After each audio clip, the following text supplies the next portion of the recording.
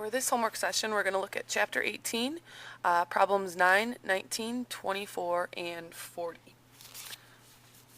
Starting with number 9, in the book they give you a series of 3 thermodynamic processes and a chart that includes some of the QW and delta U values, and you need to fill in what is left over.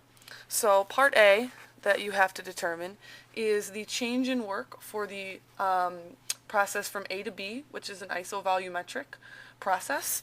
And so since it is an isovolumetric process and there is no area under the line, the work, which is part A, is actually going to be 0. And you can also think about it as the volume of your container is not changing at all. The gas is doing no work to expand it, and the outside environment is doing no work to compress it at all, since the volume is not changing. So that's part A. Part B then is asking for the same process A to B. What is your change in U? Well, according to the second law of thermodynamics, delta U is Q plus W.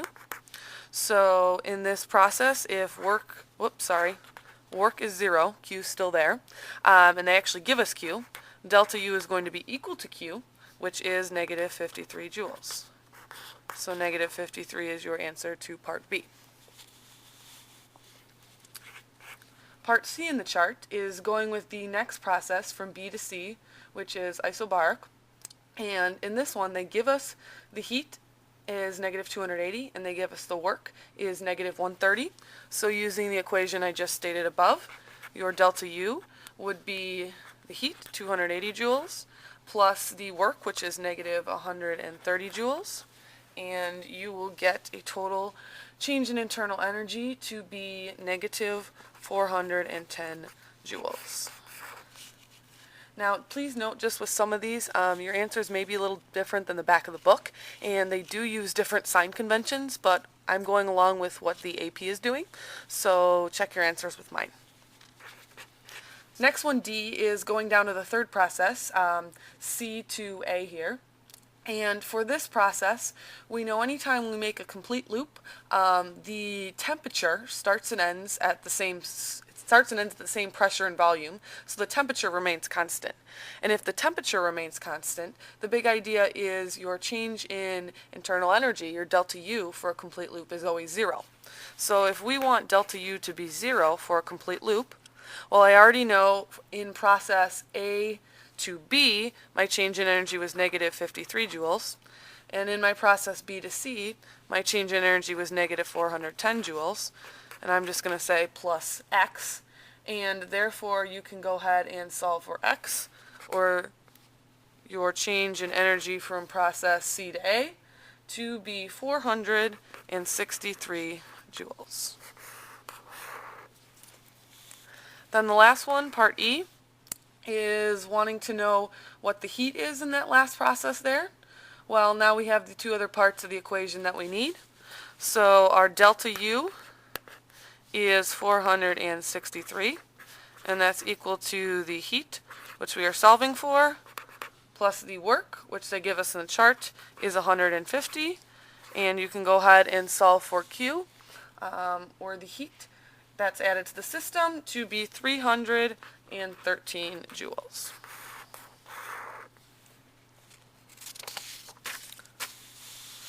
The next one that we're going to look at is number 19.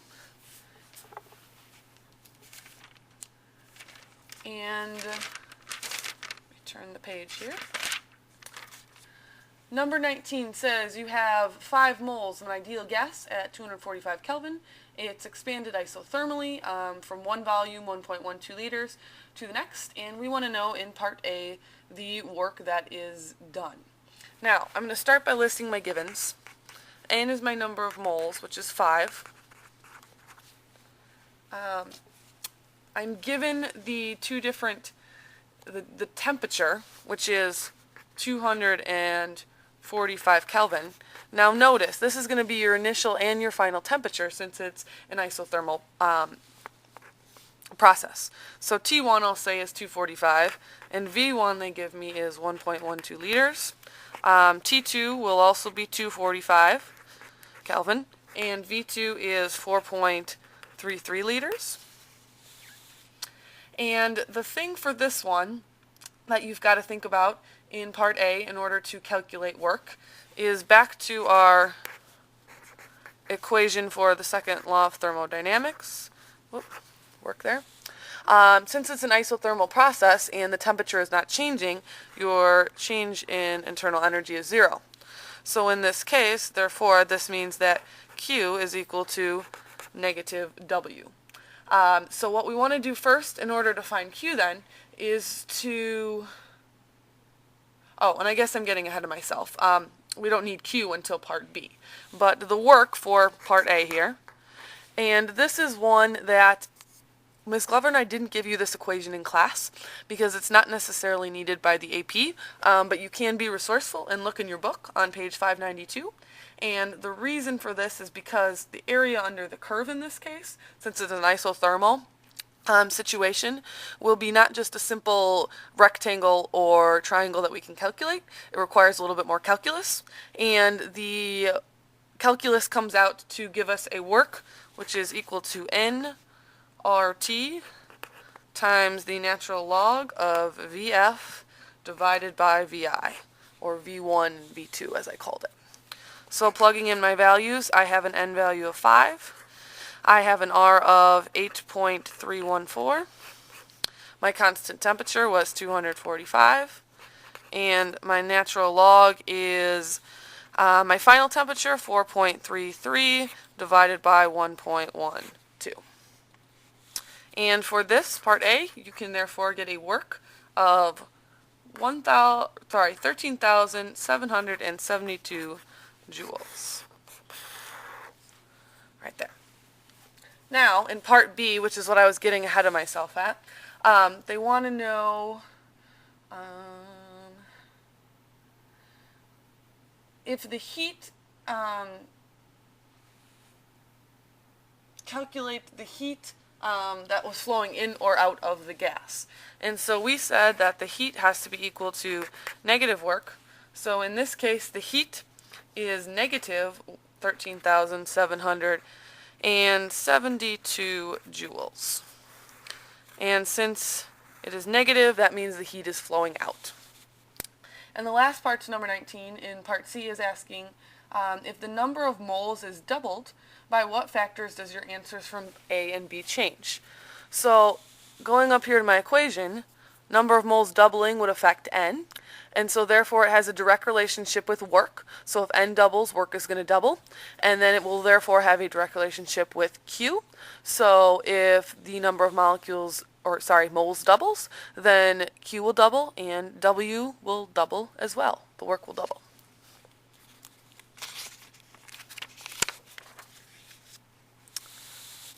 The next one that we are going to look at is problem 24. And problem 24 gives us a graph in a three-part process. It says after one complete cycle, in part A, we want to find the net work done by the system, and we want to find the area inside the triangle there. And so the work is going to be the area, which in this case for a triangle is 1/2 its base, which is 3 meters cubed, that's its volume, times the height, which is 100 kilopascals, so 100 times 10 to the third. And you can go ahead and solve for work to be 150 kilojoules, or times 10 to the third joules. And then you have to think, since the arrow is pointing to the right in the top of the triangle there, and the volume is getting bigger on process A to B there, your work is actually going to be a negative 150 times 10 to the third joules. In part B for this problem, they want to know your net change in internal energy. Well, if you make a complete loop, your temperature does not change at all, so therefore your internal energy change is just 0. And then part C wants to know then is the net heat that is absorbed by the system. And so we'll go back to our second law of thermodynamics. Change in U is Q plus W.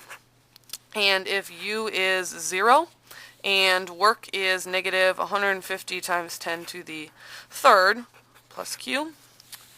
Q ends up being positive 150 kilojoules times 10 to the third joules. And since it is positive, that goes along with the statement in C that the heat is absorbed by the system. The last one that we are going to look at is number 40, which is a quite lengthy one.